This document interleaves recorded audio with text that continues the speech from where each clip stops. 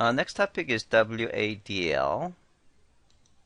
So here we're going to talk about what WADL is and why WADL could be useful. And we are going to see WADL document structure. And then we are going to see example mapping between HTTP request and WADL. And then we are going to see some WADL public examples such as Yahoo News Service, News Search, and the Atom Publishing Protocol. So what is and why WADL? So it stands for Web Application Description Language. It's a machine-friendly sitemap basically, and it is HTTP assumed. So as I said before, you can think about WADL is the WSDL for RESTful Web Services, and it's XML-based language, and but it's not restricted to XML payloads, so it can handle JSON. And it uses hyperlinks for composability, and so it's basically development language and platform neutral as well, and that's aligned with the REST terminology. Okay. Yeah. So by the development language and platform neutral is that basically any client which has an access to WADL can actually access the RESTful Web Services without knowing much about the server's RESTful Services development language or platform. So why WADL? So WADL is designed to provide a simple alternative to WSDL for use with XML and HTTP RESTful-based web applications. Okay. Until WADL, I mean, WADL is still not actually widely used, by the way. Okay, so basically people actually find out information about particular web RESTful-based web services through different means, using combination of textual description and XML schema. But WADL is trying to provide more machine processable description of such application in a format that is possible like WADL. So as we talked about before, WSDL's usage is that machine can read WSDL and can find out what service is available and how to invoke those services. Yeah, before WADL,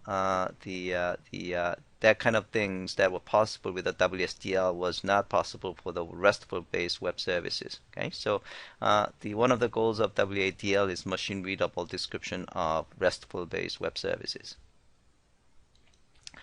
Okay, so WADL document structure. So again, is very much aligned with RESTful-based services terminology. So the resources, so it's identified by URI. It basically has to describe resources on a RESTful web service, right? And it has to specify which HTTP methods are supposed to be used to access that resource. Methods specify details of a request and response contents, and basically often refer to representations. Okay. Representation is describing the format, okay, and grammar. It can refer to grammars. Grammars are specify the XML schema. So this is the WADL document structure: application, doc, grammars, resources, and inside the resources you have the parameters, method, and other resource. And then you could also have a method, representation, and fault and resource type. So let's see examples of this. Okay, so this is continuation. So you can have a method definition, and so you can see what is the request and what is the response. Okay, and in request and response you can specify representation. And these are param structure. So when you send a param, again you can have options and link. Okay, and then param name, of course. Let's see and resource type structure.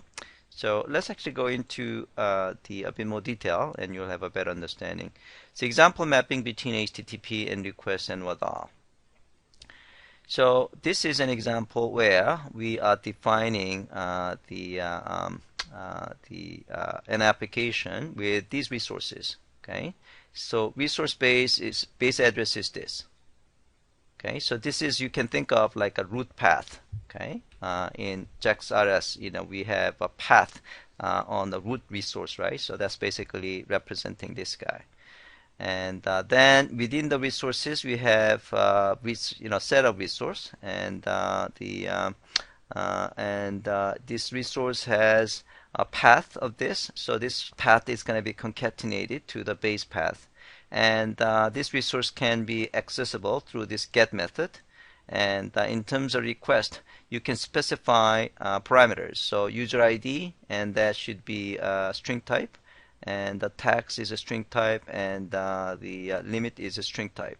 Okay, and this is actually query parameter. So you could actually send like let me see whether we have an example like yeah, so basically in this case it's a query parameter, so it's going to be this URL added with this, concatenated with this one. Then you might actually have a user ID equal some values, then ampersand sign, tags equal some values, and things like that. Okay, so this is actually for base URL. So I think yeah, so the when you have we're going to actually use the same example reflecting the key points. So this resource is this. So when user is going to send this part, that is reflecting this base URL. Okay. The next one is a URL path. So this URL path that is being sent from the client API/v1 bookmarks, that is reflected in resource path right here. And in terms of method, so this is the get method, and that is specified in method element here. And in terms of query parameters, so here user ID equals Tom, ampersand tags equals rest, and ampersand sign and limit equals 10. They actually reflect these params.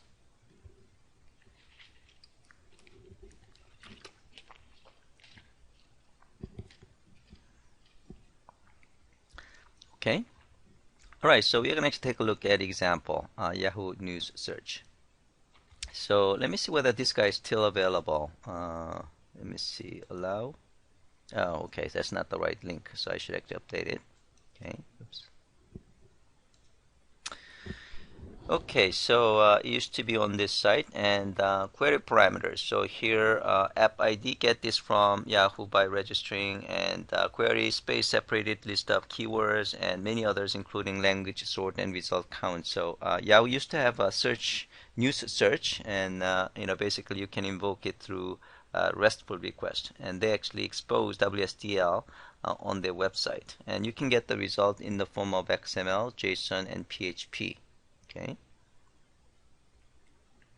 Maybe this is actually the link. Okay, so maybe I'm gonna HTML. Yeah, so let me try HTML. Okay, so it's still there. All right, cool. Yeah, so but it says we are shutting down this service in April 2011. For further details, see the deprecated service blog post. Okay. Well, anyway, I mean, I'm sure that they have a new search service in another format, but the key point is that they are all RESTful services. Okay, so this is what you can get. Okay, so I have to actually update the more up-to-date version of it. Okay, so this is their WSDL document. Okay, so here we have an application, and the grammar represent XML schema that represent XML document that is being exchanged. Then we have a resources and the resource path and the params and the method. Okay.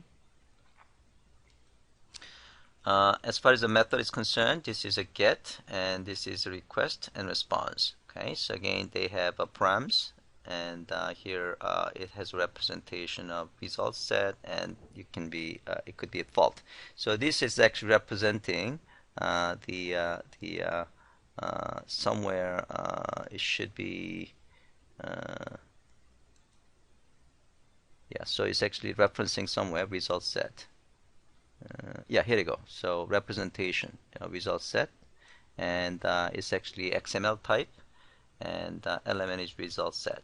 Okay, and search area is also actually referenced here, and it's basically so it's basically representing a format. Okay, application XML. All right, Atom Publishing Protocol.